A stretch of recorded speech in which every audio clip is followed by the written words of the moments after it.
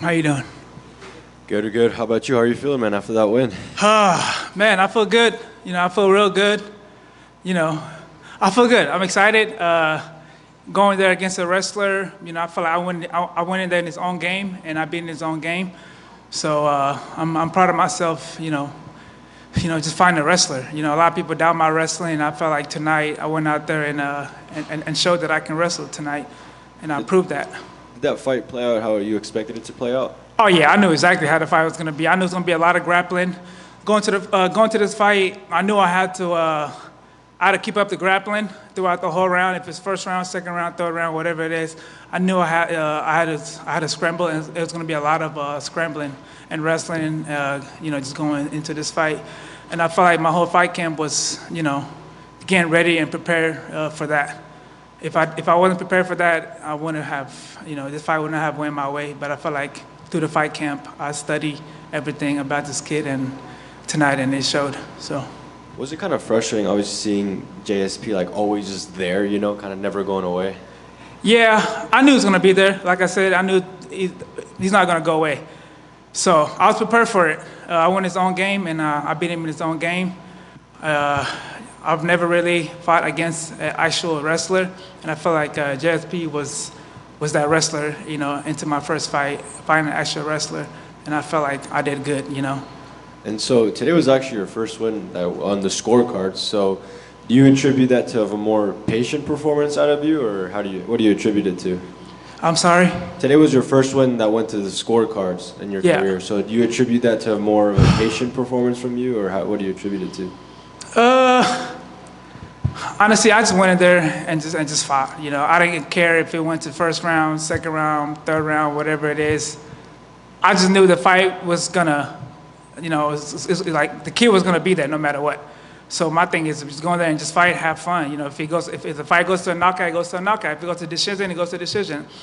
My thing was not, don't let this fight go to decision. That's not how I went into this fight. If it went to decision, okay, good, I won. That's all that matters is you win. So I'm not worried about the decision. I won the fight. So.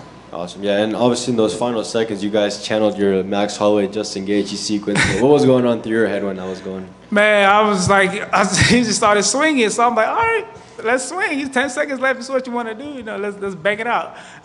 And I feel like this is what happened. He wants to bang, I wanted to bang, and we just, went at it. So obviously, big win over a wrestler like you just mentioned. So what type of opponent do you want to see in your next outing, if it was up to you? Man, give me a striker. Give me a striker, man. Like, I took this fight because I knew I had to show people, because a lot of people doubt my wrestling. So I took this fight because I wanted to show the people that doubted me that I can wrestle and grapple. Whatever round it is, I'm going to stay there. So, yeah, a lot of people doubt my wrestling and my cardio, but I feel like tonight showed that I can wrestle. I can grapple, whatever you guys want to do. And I did that. This is why I took the fight. I knew the kid was going to wrestle me a lot. And I'm not really used to people keep wrestling me. So tonight, I showed people that I can grapple and wrestle. So featherweights have some solid stand-up guys on the roster. So is there any guys from there that raise your eyebrow? Nobody really. Honestly, whoever my manager sent me, I'm gonna take the fight. So he showed me JSP. I said, let's go. He's a wrestler.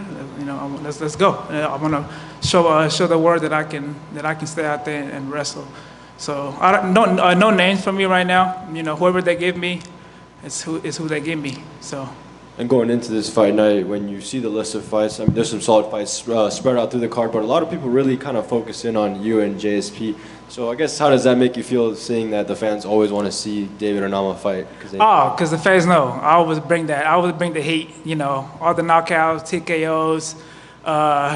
Yeah, I'm excited. I'm excited fighter. I'll come out, and I perform, and I feel like people want to see that, and I feel like I was the only guy on the card that everybody wanted to watch. So tonight I had a lot of eyes on me. Yeah, man, I'm excited fighter, and everybody want to see that, and this is why I'm here. So yeah. Obviously, closing out Q1 of 2024 with a big win. Where do you want to be by the end of this year?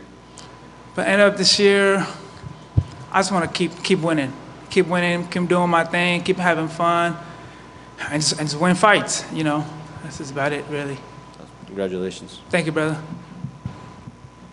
Congrats on the win. Awesome performance. Do if they doubted you before, they can't now, because that grappling was stellar. Yes. What you hit, switches, your reverse position, you were so explosive there, round after round after round. Do you think that kind of got in his head a little bit to where he's like, oh man, this dude got something for me? It did, because I hear him say, oh, fuck. I heard him say that. He's like, because I kept rotating and rotating and rotating. So he was a little frustrated. Going to the fight, I didn't feel like he knew that was going to happen. So he was a lot frustrated into this fight. He was frustrated. He didn't see that coming. I prepared for that. That's awesome. Is this something that we haven't really gotten to see because you haven't been given the opportunity? Did you have it all along? Something new you're adding to your bag of tricks? I had it. I had the wrestling in my back pocket. I just never went into a fight fighting an actual wrestler. Never had that, but I always had the weapon in my back pocket. And I knew someday that, I'm going to end up fighting a grappler and a wrestler. So I was prepared for it. I was ready. So I feel like I showed everybody that doubted me tonight that I can do, the wrestling part. Awesome stuff. I love it. And we went to the scorecards 29-28. How confident were you when that you're going to get your hand raised? Oh, I was confident. I knew I won the third round, 100%. I knew it was 1-1 going to the third round. I won. Standing, grappling, like I said, my coach motivated me going to the third round, and I felt like that's what wanted me to fight. It's my coach, Mark, telling me, hey, you got to push it. You want to win this fucking round, you go in there and you fucking fight. And I did that. So, yeah. That's awesome. And last for me, Geronimo mentioned it. You guys had your Holloway Gaethje moment. Do you think this is something we'll see more in the future going forward, where two fighters are like, you know what, man, last 10 seconds, let's UFC 300 this thing? Oh, I love that. I wish we did that the whole fight. I want to stand up and bang. He wanted to grapple. So when he was like 10 seconds, I'm like, cool, I can do this all day, just don't shoot. Let's stand up. Let's stand here and let's bang it out. And I did that. Thank you for that. That was great. And congrats on the win, my man. Thank you. Thank you so much. I've just got one for you over here. Yes. I don't want to take away from your performance because it was spectacular, but we have to ask about the weight miss. Can you talk to me about what happened there?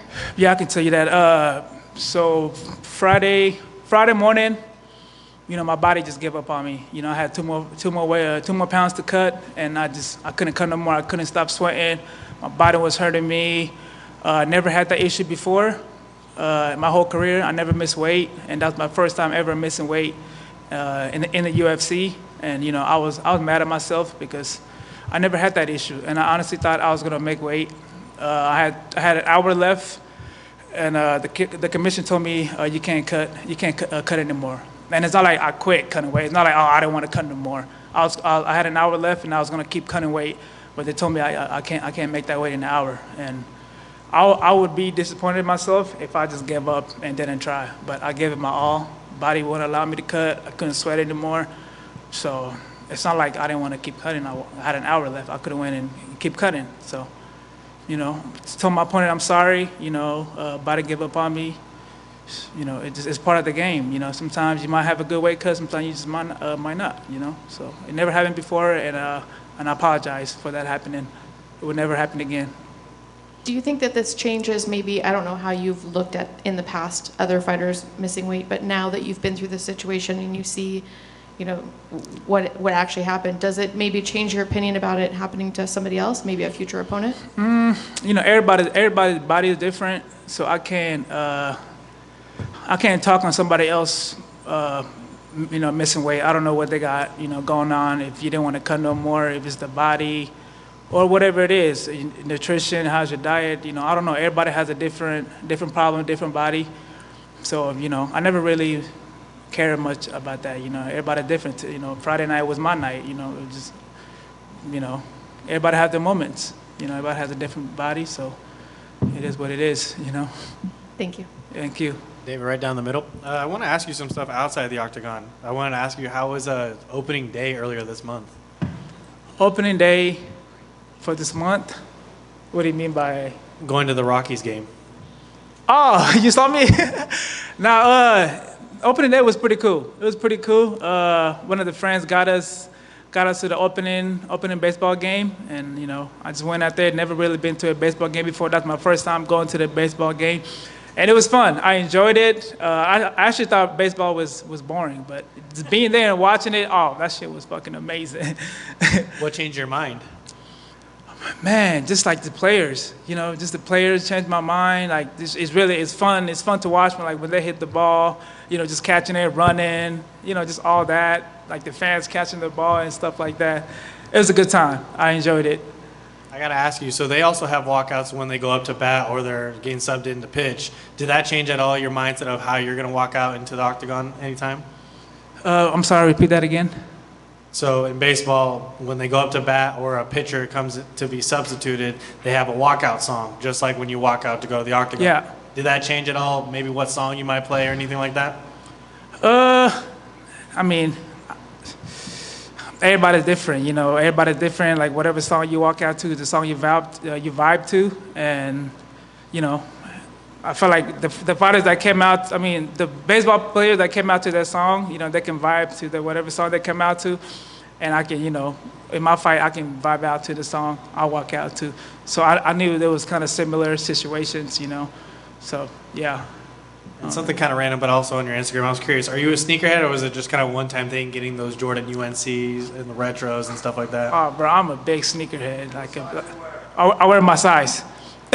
I'm a big sneakerhead. One of the fans actually, he got his own little sneaker store going on at his house, and his dad invited me to the house, and they gifted me 2 pair of shoes, and yeah, I'm a sneakerhead. I love shoes. What's the most overrated sneaker out there? The black and white pandas. Everybody says that. I don't get it. Bro, everybody has it. Like, I was like, why are you wearing the shoes I got on? Like, why? Like, everybody has a pair of shoes. Like, I like wearing things that nobody has. And the panda, everybody just got it. It's just kind of like, oh my God, bro. Like, get something different. And I just stopped wearing the shoes. Then give me your top 3 sneakers of all time. Top 3, ones, the 3s, and the 4. Got it. Yeah. Congrats on the win. Yep, thank you. Thanks very much, guys. Appreciate it. Thank you, guys.